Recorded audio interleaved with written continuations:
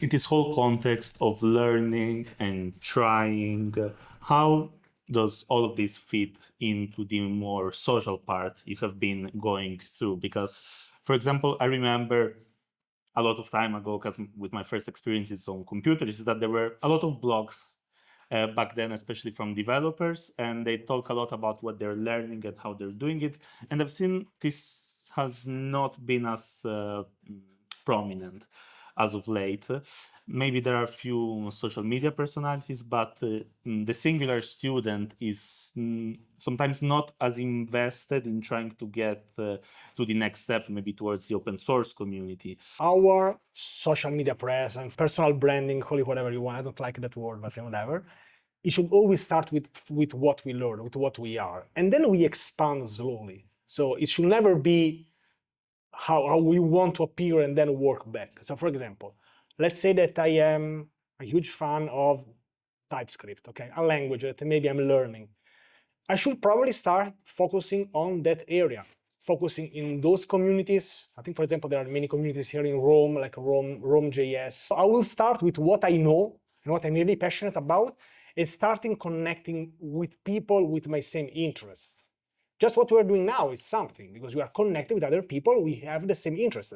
The university is the perfect example of this, because you are in the same place where everyone wants to probably pursue a career in that.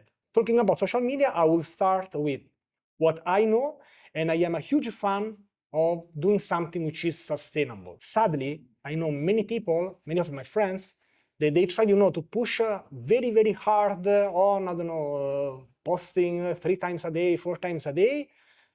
They burn out and then they stop doing it because they can't see the value and it's not sustainable for them. Slow the pace, but keep doing it.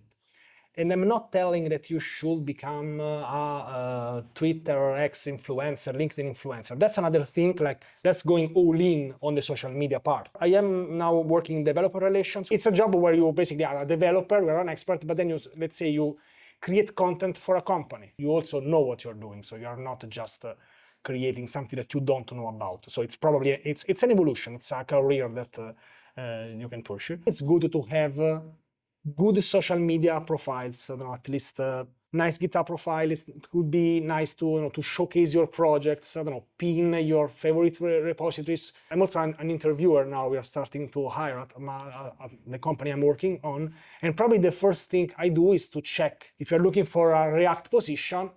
Maybe you have some React projects in your GitHub profile. I don't know. It's a sign. It's something that I can probably check. Showcasing, I don't know. Maybe you build an MCP server. Maybe you learned about skills, or maybe you tried something related to the LLMs, even some projects on some tools. I want to hire this person. If this person created a 1-hour crash course about MCP servers, LLMs, and maybe this person, at least they had to learn it, at least to make this video, and I can check the comments. When I get interviewed, the people don't even ask me things. They don't even ask me, like, what's your level of English? It's not that good, but they can check it.